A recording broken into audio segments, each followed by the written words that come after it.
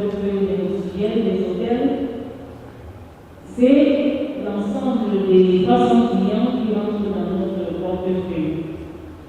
À côté de cela aussi, nos activités ont évolué au fil du temps pour répondre aux besoins des municipalités.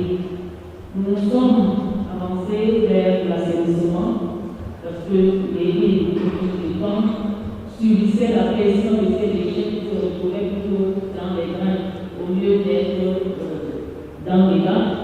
Et il fallait les accompagner dans le curage, dans le calibrage et pour répondre aux besoins de la modernité, aujourd'hui, nous faisons de l'anticipation, de l'assainissement avec ces grands engins qu'on appelle l'amphibie qui permettent aux villes de recalibrer leurs drains et de lutter contre les inondations. Nous ne sommes plus seulement à l'entretien curatif, mais nous sommes en amont dans le préventif. Ce n'est plus des activités qui se font quand il y a une inondation, mais nous anticipons pour prévenir ces inondations. Donc, nous faisons aussi toujours pour accompagner les villes la 4D comme nous appelons, désinsectisation, réalisation, désinfection. Et je vois le maire de Nicolas qui est notre partenaire. Nous travaillons dans des marchés, dans les quartiers là-bas pour désinfecter, désinsectiser. Nous organisons également les campagnes. Nous accompagnons le maire d'Artisan, le maire de Douala et Yaoundé, et bien sûr certaines mairies dans les régions du Cameroun sont présentes dans les 10 régions du Cameroun. Alors, pour rentrer dans le contexte des États généraux, s'il a été acteur, nous avons participé à ces États généraux et nous avons été réunis de constater que en évaluant cette feuille de route, nous étions en plein dans les activités que nous menions au quotidien. Dans cette feuille de route, nous avons recensé 4 axes principaux dans lesquels nous sommes fortement interpellés. Pour les lignes fortes et prospères sont en adéquation directe avec nos activités au quotidien. Nous y avons retrouvé la structuration de la pétrole, l'accent sur l'économie verte, la modernisation des infrastructures. Et nous allons vous présenter tout de suite quelques actions concrètes que nous menons en tant qu'opérateurs privés en adéquation avec cette feuille de route de la stratégie et aussi en adéquation avec les pays. Et accompagné de sensibilisation et c'est un travail qui est fait de commun accord avec la municipalité. Et dans le cadre de ce contrat, nous avions l'obligation de faire des campagnes de sensibilisation mensuelles, de préparer des téléfilms et des documentaires qui sont diffusés dans les comités des quartiers. Donc, cette action de précamètre s'est arrêtée dans la ville au mois de mai. Et au mois de mai 2025, les actions de précamètre sont arrêtées. Le maire prépare le grand-maire prépare les mairies d'arrondissement à la reprise de cette action. Et nous, c'est là notre contribution, c'est de les accompagner, c'est que nous souhaitons, nous travaillons maintenant avec la mairie de Douala qui prépare la prise en main de cela. Donc nous leur proposons des stratégies d'organisation qu'on peut mettre en place pour que cette récolte soit efficace. Il faudrait savoir chaque arrondissement a ses spécificités et il faut bien avoir une approche concrète pour que cela soit efficace. De toute façon, il ne peut pas avoir de propriété s'il n'y a pas une grande mobilisation de la population, une grande implication du maire, comme vous l'avez suivi avec le maire de la 5e, et suivi des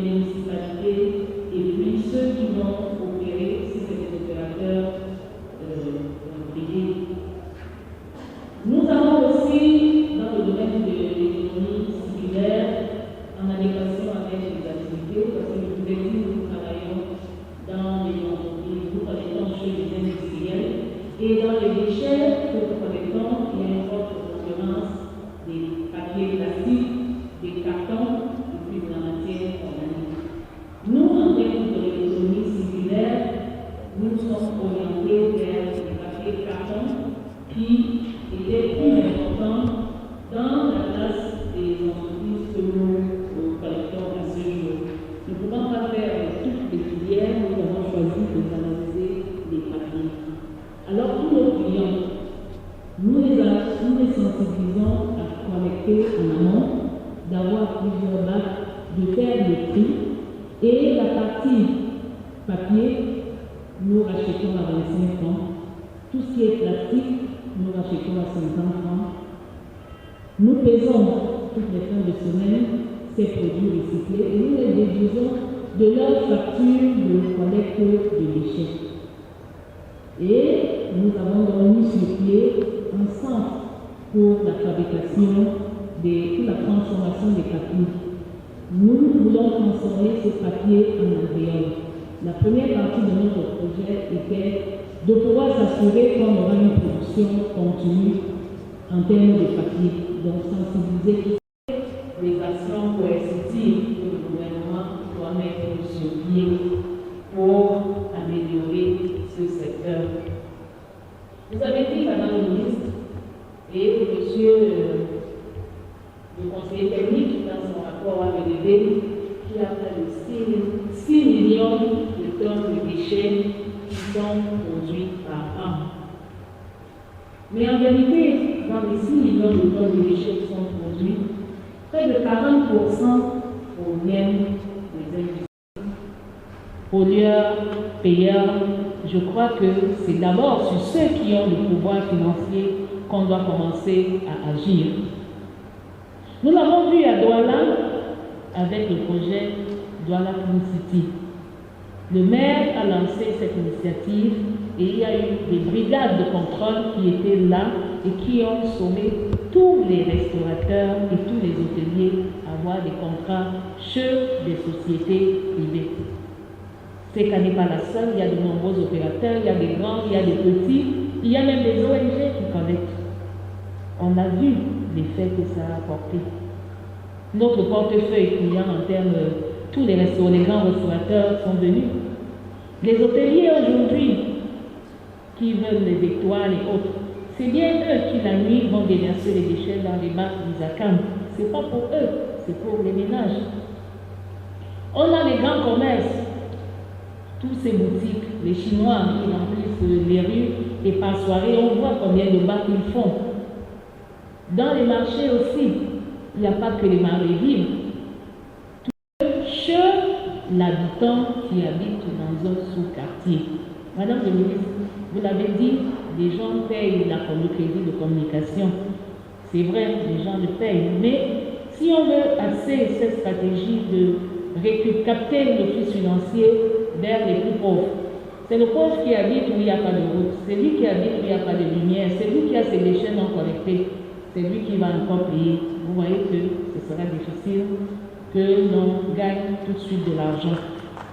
Nous devons agir sur les industriels pour capter ce flux et pouvoir agir et pouvoir réduire la taux. Donc, s'il n'y a pas cet accompagnement réel, on ne pourra pas y arriver. Et le dernier point, c'est l'accès au financement. Le financement vert. Il est revenu dans la stratégie et il revient à tous les coups. Et quand je lis ça, je dis encore ce financement vert sur certains domaines. Je peux le dire et je peux partager avec vous mon expérience de ma vie professionnelle antérieure. Madame la ministre, nous avons travaillé dans l'économie similaire depuis 2006. Depuis 2006, nous avons porté des projets de valorisation de déchets ménagers et de Douala et Yaoundé. On transformait ces déchets en surface avec Isakam. Nous avons commencé ce projet avec une aide, les frères qui sont là, et ils étaient aidés avec la Banque mondiale qui a accompagné pour faire les MDG et les carbone. Depuis 2006, on était sur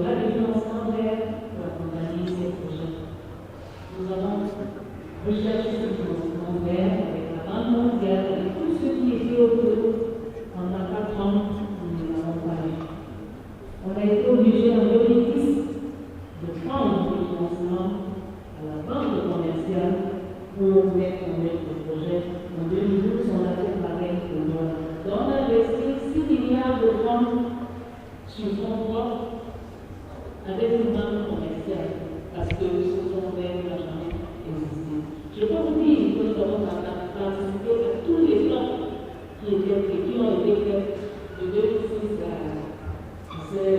2018. Et on n'a pas décidé les fonds verts. Les projets verts sont des projets où on investit un fort investissement local, un retour d'investissement lent. Et si vous appuyez sur les plans commerciaux pour le faire, vous ne réussirez jamais. Nous voulons mettre en place le centre de traitement de filière. Nous avons déjà jeté le terrain de 500 millions d'hectares. Madame, excusez-moi, je n'ai pas gardé le nom, mais de la plateforme qui parlait de financement, de Banque mondiale et des structures de financement. Je crois que cette question de fonds verts doit être bien adressée. Si 20 ans après, on y parle encore de fonds verts et qu'il n'y a pas de début de solution concrète, on ne pourra pas y arriver. Donc, nous souhaiterons que les fonds verts soient définitivement une réalité pour que l'on avance sereinement vers l'économie verte.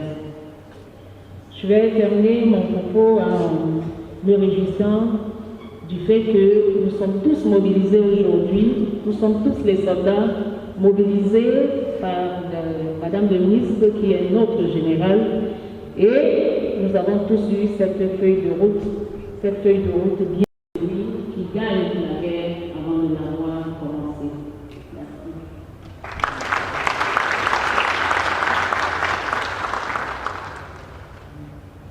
Merci, Madame le directeur général. Cette guerre, parce que le Burundi a tout anticipé, et c'est avec ces cas que nous donnons des actions de curage préventives avant toutes ces cérémonies. Je vous demande de l'acclamer encore parce que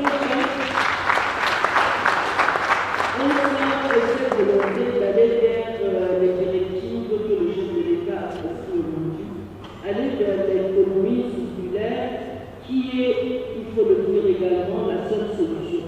Nous devons transformer tout ce que nous produisons comme déchets, comme ordures, si nous voulons des villes sûres, si nous voulons des villes inclusives, si nous voulons des villes résilientes. Elle vous a montré des images dans lesquelles vous voyez des trains qui sont avec quelques 5 minutes de plus sur notre agenda. Nous avons donc, je dirais, 30 minutes de construction, d'échange avant d'aller à la libération du village de l'habitat. Donc, la parole est à la salle à qui je donne la parole pour vous présenter. Si c'est une question, vous orientez la question par rapport au présentation. University of Ghana. I want to first of all thank the Minister for giving us this opportunity to follow this forum and to bring our own little contribution and to ask a question. The first remark I want to say is to thank the Mayor of Yaoundé 5 for his very brilliant presentation.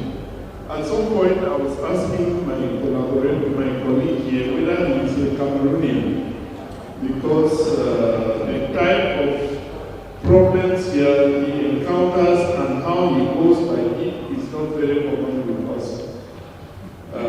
So we are very happy, and I would like to suggest that his presentation should pass maybe in CRTV, in some of these programs like La Vérité and Trust, where everybody is looking, and where everybody believes nothing good comes out of this country. Things like this should come there so that people should know that it is possible even without a text or with the text that we have that are disturbing us for things like this to come out. Then I would like to say that I've listened to the presentation that came. We have talked a lot about recycling of waste. At the University of Ghana, we are doing a lot of research. We are using plastic to produce diesel. We are using plastic to produce oil. We are also using it to produce building materials and so many things. We are using it to We are also helping some companies in Douala that are working on plastic recycling to produce some machines for them and so on. But what I've not heard here, Her Excellency, is the use of urban waste to produce energy, which is now very common. It's very common in Europe and is gradually entering Africa. At our laboratory, while we promote the use of waste, recycling of waste, it is just to give people our youth employment. Otherwise, our proposal from the research that we have done is that all the urban waste should be used to produce energy for electricity generation. We propose this to the regional council here. Ethiopia is already using it. South Africa is using, and then I think Kenya too. But so many countries in Europe, they are burning all this waste, and if we start burning it in a controlled environment, the emissions are controlled, everything is controlled. You talk of 6 million tons of waste annually. Our research shows that 600 kilowatt hours of electricity can be generated from that waste, which means if we start generating electricity from urban waste, Cameroon waste alone can generate about one-third of all our electricity needs. We also have other problems like collecting the waste and bringing it to a central center. I mean, if you pick waste from here and start taking it to Douala, it might not be cost effective. So we are doing that. Many of our students who have already some startup biogas, they are doing biogas, very easy now, the technology has been simplified. Plastic recycling. We are also doing some recycling of electronic items because we get so many things even from old TV screens and things like that. And we actually produce so many things with it. So thank you very much again for this. And the question I'd like to ask the director, I've forgotten the name of the lady, is this thing about carbon credit. Those of us who work in energy, we know that carbon credit is a scam. And it has been said several times. We instead thought your association had some financing from carbon credit. And I've been to conferences where people instead thought your association has the case with Isakam, where carbon credits pay. I know that in Paris, a few years ago, they voted $100 billion every year. And not even a single dollar was contributed. So I would like to ask you whether you think this fund really exists. I noticed that you said for 4 years you have been applying, you have never had. I know maybe tens of African companies and societies that have been applying. We have made so many international conferences complaining. It looks like carbon fund will not exist. Thank you so much for your time. Mais également pour l'occasion que vous nous avez donnée à nous, les participants, d'apporter nos contributions et peut-être nos missions à la question des ordures. Je voudrais dire combien j'ai été impressionnée par les différentes présentations qui ont été faites dans cette salle et qui m'ont permis de mieux comprendre la problématique de la gestion des ordures. Et j'aimerais aborder ma question en 2 volets. Le premier volet, ce sera une question. Dans les ordures qui ont été citées, le type d'ordures et surtout les lieux de regroupement sensibles, je n'ai pas cru entendre les milieux hospitaliers. Or, ce sont des milieux qui produisent beaucoup de déchets et dont les déchets sont particulièrement dangereux parfois, même souvent.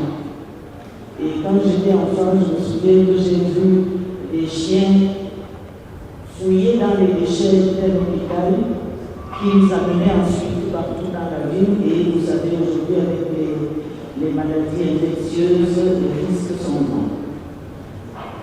Le deuxième volet, donc ma question, c'est qu'est-ce qui est fait dans le sens de ces ordures spécifiques?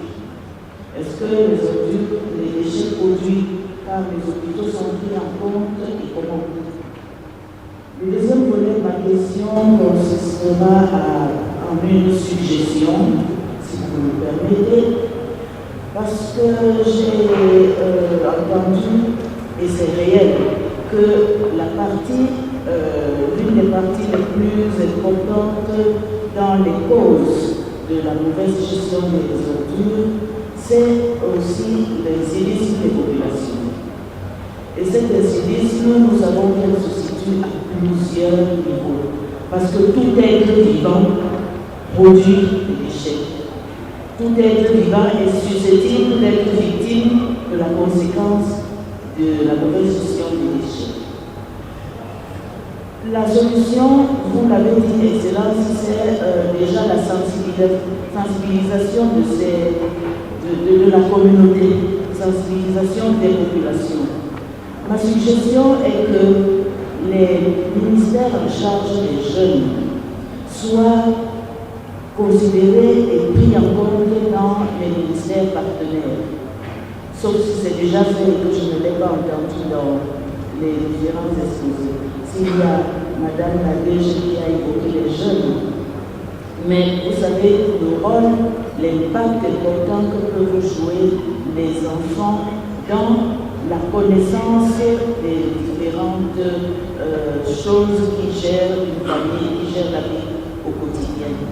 Si les enfants sont informés, c'est évident que les familles en seront informées et les enfants vont jouer un grand rôle dans ce sens-là. C'est pour cela que je voudrais fortement suggérer que les ministères en charge de l'éducation soient les ministères partenaires dans la sensibilisation des populations pour la gestion des ordures et des déchets urbains.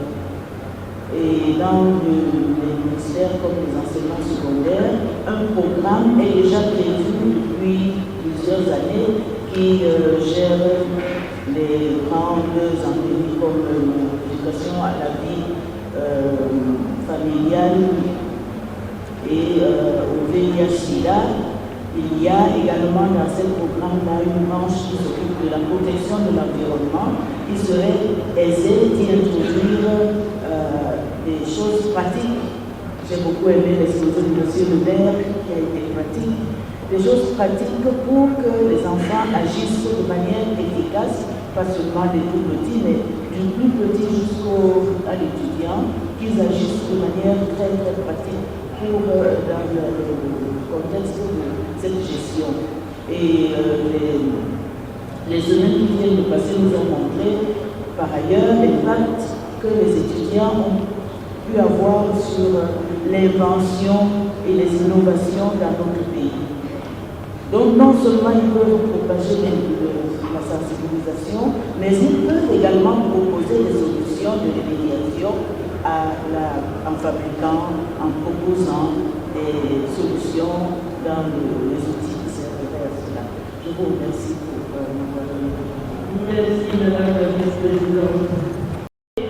À la COP des solutions en 2015 à Paris, et je peux dire que dans le cadre de l'énergie renouvelable, j'ai levé pour la commune de Parenté plus d'1,5 milliard. Donc je ne sais pas ce qu'il en est pour d'autres. Madame, vous avez la parole pour répondre. Ensuite, la responsable de plateforme urbaine, Madame Moutironi, sur la préoccupation du terrain.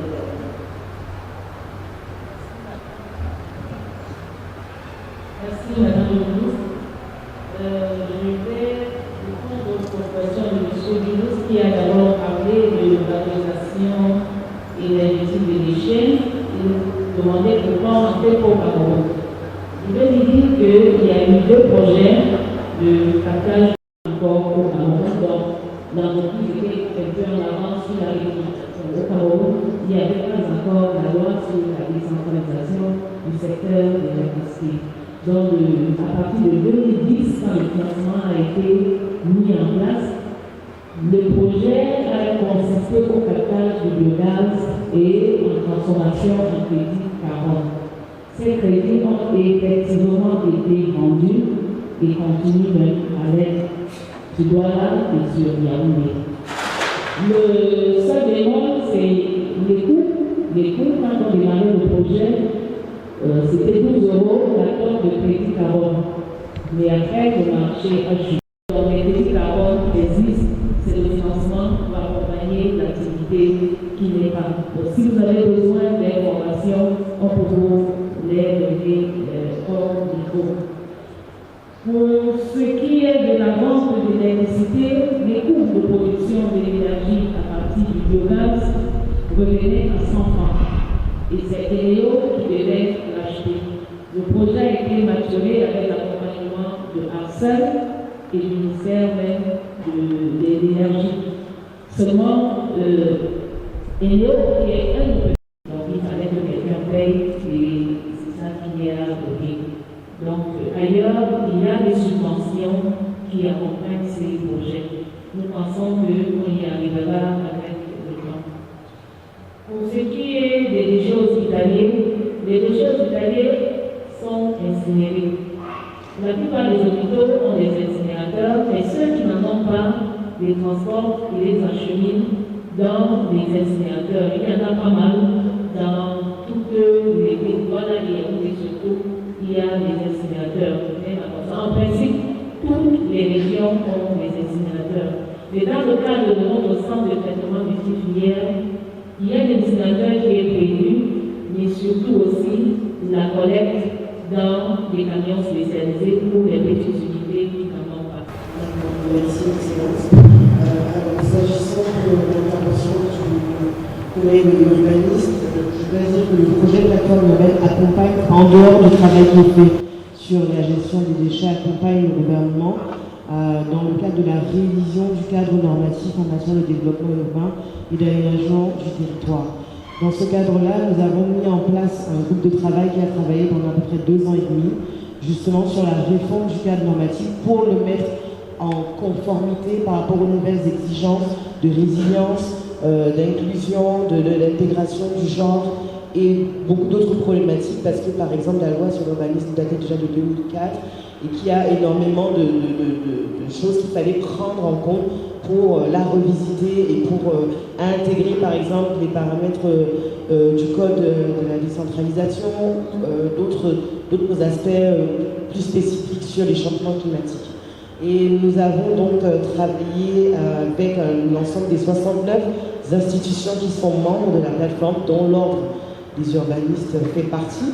Et effectivement, dans le cadre de la révision de la loi, du projet de révision de la loi auquel nous avons abouti, il a été question effectivement d'intégrer la prise en compte dans le volet foncier, réserver des espaces justement pour la collecte des déchets. Et donc c'est allé jusqu'à la réflexion en ce qui concerne les plans d'occupation des sols, les plans de secteur, comment on met en place des réserves foncières à ce niveau-là.